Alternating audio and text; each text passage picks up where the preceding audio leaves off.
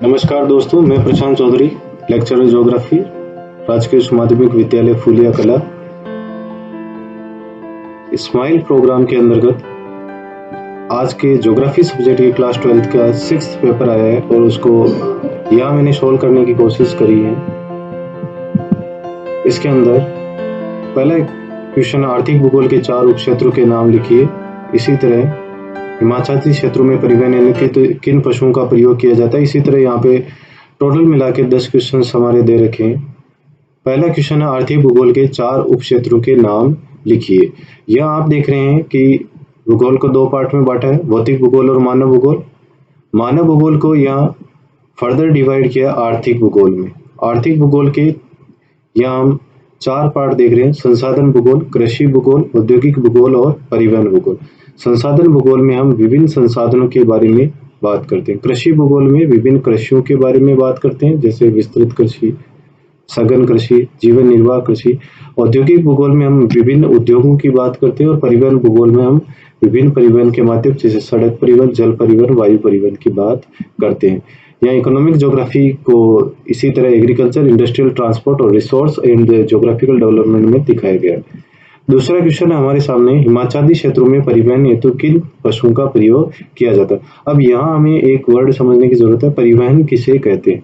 इसमें परिवहन में अपन व्यक्ति या वस्तुओं को एक स्थान से दूसरे स्थान तक वहन करने की सेवा या सुविधा को कहते हैं और ये स्थल, जल और वायु मार्गों में होता है। हिमालय जो प्रदेश, पर्वतीय प्रदेश जैसे भारत के अंदर उत्तराखंड, हिमाचल और कश्मीर में तराई, असम के पूर्वोत्तर है, यहाँ पर परिवहन के लिए टट्टू, गधों और घोड़ों का यूज किया जाता है। नेक्स्ट क्वेश्चन तीसरा, जनसंख्या वृद्धि से क्या आशय है। जनसंख्या वृद्धि का मतलब है कि जनसंख्या के आकार में निश्चित समय में होने वाले परिवर्तन को कहा जाता है। जैसे भारत में निश्चित समय 10 वर्ष के बाद हम जनसंख्या वृद्धि देखते हैं। जनसंख्या वृद्धि धनात्मक या ऋणात्मक दोनों हो सकती है और इसे अपन कुल संख्या या प्रतिशत दोनों में इसको अपन माप सकते हैं। नेक्स्ट क्वेश्चन है यहाँ पे, सर्वाधिक लिंगानुपात वाला देश कौन सा और उसका लिंगानुपात कितना है। यहाँ पे लिंगानुपात पुरुष और स्त्रियों के बीच संतुलन होता है। भारत में स्त्रियों की जनसंख्या बटा पुरुषों की जनसंख्या इंटू 1000 दिखाते हैं, जबकि विश्व के कई देशों में पुरुषों की जनसंख्या बटा स्त्रियों की जनसंख्या इंटू 1000 दिखाते हैं। यहाँ अपने राजस्थान बोर्ड की किताब के अंदर अत्यधिक स्त्री अधिकता वाले देश दे रखे जहाँ 1005 से अधिक लिंगानुपात है। इसमें यूरोपियन देश, संयुक्त राज्य अमेरिका, कनाडा, दक्षिणी अमेरिका।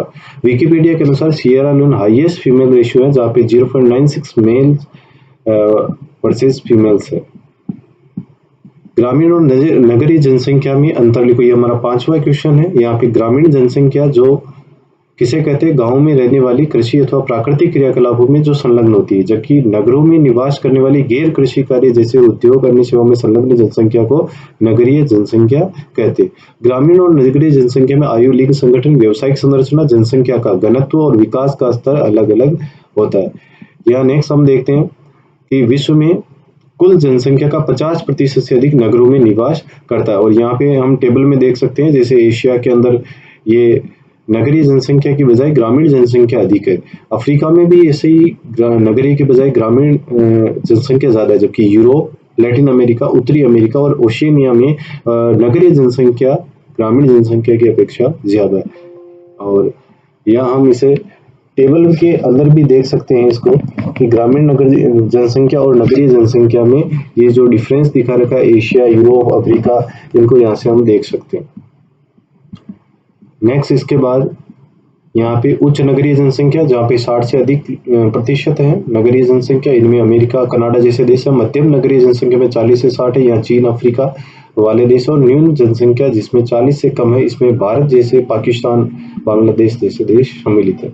यहाँ पे नेक्स्ट क्वेश्चन है, भारत में मानव विकास सूचकांक में जो केरल है, केरल का मानव विकास सूचकांक सर्वाधिक होने का क्या कारण है। इसमें सर्वोच्च होने का कारण उसकी उच्च साक्षरता दर है। नेक्स्ट क्वेश्चन है कि विश्व के मानचित्र में भूमध्य सागर, दक्षिणी अफ्रीका, जापान और सूडान को दिखाइए। ये भूमध्य सागर जिसको मेडिटेरियन सी भी कहते हैं, ये अफ्रीका और यूरोप के मध्य में है। यहाँ पे सूडान ये दक्षिणी अफ्रीका का एक बड़ा क्षेत्रफल की दृष्टि से एक बड़ा देश है और जापान ये 4 द्वीपों से मिलकर बना है, क्यूशू, शिकोकू, होन्शू और होक्काइडो। नेक्स्ट यहाँ पे दक्षिणी अफ्रीका ये देश जहाँ हमारे महात्मा गांधी गए थे। ये 4 प्रवास के कोई 3 परिणामों को स्पष्ट कीजिए। प्रवास में जो 3 परिणाम है, जनसंख्या का संतुलन बिगड़ता है कि जहाँ से लोग जा रहे हैं वहाँ जनसंख्या कम, जहाँ जाकर बस्ती वहाँ अधिक हो जाती है। लोग वहाँ की तकनीक, धर्म, परंपराएं, रीति रिवाज लेकर जाते हैं। नेक्स्ट है वहाँ की वेशभूषा, रहन सहन और खान पान का भी प्रभाव उस क्षेत्र विशेष पे पड़ता है जहाँ पे वो जाते हैं। इसी तरह के काफी सारे इसमें 5 उपाय दिखा रखे हैं। विश्व की जनसंख्या के समाधान हेतु 3 उपाय सुझाइए। अब यहाँ जो वर्ल्ड की जो जनसंख्या है वो काफी तेजी से बढ़ रही है, उसकी काफी समस्याएं हैं। जैसे समस्याएं देख लेते हैं यहाँ पहले, इनको आंसर में आप लिखना नहीं है, लेकिन आप समस्याएं ध्यान में होनी चाहिए। अत्यधिक तीव्र और भयावह वृद्धि है जनसंख्या की, सीमित संसाधन है, वितरण संकेंद्रित है, यानी जो थलखंड है वो अपने कम है और जलीय भाग जो पृथ्वी पर है वो ज्यादा है, और विश्व के बड़े भूभागों में निराशा है प्राकृतिक और मानव की तरह। अब समाधान के लिए अभी भौतिक संसाधनों का अनुकूलतम उपयोग करके आर्थिक उत्पादन में वृद्धि करना चाहिए। औद्योगिकरण, परिवहन, संचार के साधनों, खनन उद्योग, निर्माण उद्योग की उन्नति, यंत्रीकरण, कोयला, पेट्रोल, बिजली का अधिकतम उत्पादन पर नियंत्रण आवश्यक है। शिक्षा का प्रचार करना, विज्ञान तकनीकी का अधिक प्रसार करना, कृषि का नवीनीकरण, सागरीय संसाधनों का उपयोग, जनसंख्या का अल्प बसे क्षेत्रों में प्रवास और देरी से विवाह परिवार में। आप इनमें से कोई भी जो अच्छे लगते हैं, आपको याद रहते हैं, वो कारण लिख सकते हैं। एस्किमो और बुशमैन जनजाति की जो तुलना है उसको देखते हैं। इसका निवास क्षेत्र, निवास गृह, उपकरण और संस्कृति। एस्किमो का जो निवास क्षेत्र है हम यहाँ पर देख सकते हैं। एस्किमो जो कच्चा मांस खाती उसे कहते हैं, और ये जनजाति हम देख रहे हैं, ये संयुक्त राज्य अमेरिका है। इसके ऊपर वाले पार्ट, कनाडा के ऊपरी वाले पार्ट में जहाँ पे रेड कलर दिखा रखा, ग्रीनलैंड का ये जो रेड कलर दिखा रखा, यहाँ पे एस्किमो जनजाति पाई। इसका निवास गृह, इसको अपन आप देख रहे हैं यहाँ पे शीतकाल में जो बर्फ के मकान है उसको इग्लू कहते हैं, और ग्रीष्मकाल में ये तंबू से बनाते, अस्थायी तंबू बनाते हैं। ये इनके शीतकाल का आवास इग्लू है और ये ग्रीष्मकाल का अस्थायी आवास तंबू। नेक्स्ट यहाँ के यंत्र में कयाक एक नाव है जो आप चित्र में देख रहे हैं। उमियाक ये बड़ी नाव होती है। स्लेज इनकी रेंडियर जो कुत्ते ये गाड़ी खींच रहे हैं, आप देख रहे हैं इसमें, ये स्लेज इनकी गाड़ी होती है। और समाज और संस्कृति, ये आदिम ढंग से घुमक्कड़ जीवन करते हैं। ये जादू टोनों में विश्वास करते हैं, एल्यूट भाषा बोलते हैं, और इनके बहुत अच्छी है पर्यावरण से कि ये कठोर शीत ऋतु में वजन बूढ़ी और असत्य व्यक्ति आत्महत्या कर लेते हैं।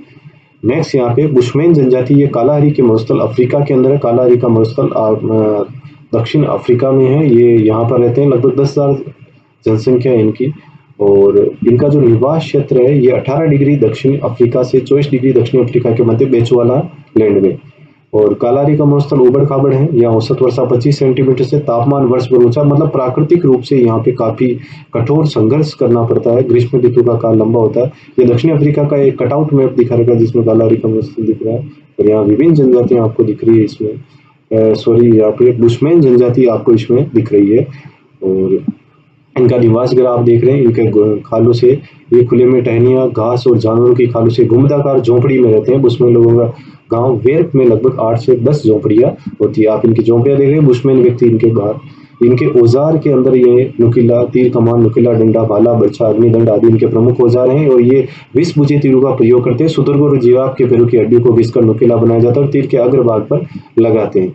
तीर कमान लगभग 60 मीटर की दूरी पर स्थित शिकार को मार सकते हैं, और पेड़ों के छालों से रस्से बनाते हैं। शुतुरमुर्ग के अंडों का उपयोग जल रखने, आभूषण बनाने में करते हैं। हिरण की खाल की थैली और लकड़ी के प्याले और अन्य बर्तन ये यूज करते हैं। आप इनके औजार देख रहे हैं यहाँ पे। प्रकृति से कैसे सामंजस्य बिठाया इन्होंने बुशमैन जनजाति ने।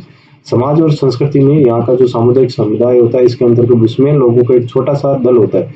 बुशमैन की धार्मिक परंपरा, कलाओं में प्राणियों को प्रकृति का केंद्र स्थान है। ये लोग जादू टोने, भूत प्रेत में विश्वास करते हैं, और ये बीमारी और प्रेतमावताओं से बचाते हैं ऐसा मानते हैं। इनकी चट्टानों पर की गई पेंटिंग वर्ल्ड फेमस है, और इनके खोल के आभूषण, तीर कमान, स्कर्ट आदि प्रमुख क्राफ्ट वस्तुएं। इसमें जीवित रहने के लिए शक्तिशाली चेतना पाई जाती है। धन्यवाद दोस्तों। आज का ये आपको वीडियो कैसा लगा इसे आप जरूर बताएं, और कोई सुझाव आपके हैं तो उन्हें भी बताएं। और बहुत बहुत धन्यवाद आपका। इसी तरह सहयोग बना रहेगा, और आप इसी तरह स्माइल जो प्रोग्राम राजस्थान गवर्नमेंट के द्वारा चलाया जा रहा है उसका आप भरपूर लाभ उठाएंगे। धन्यवाद दोस्तों।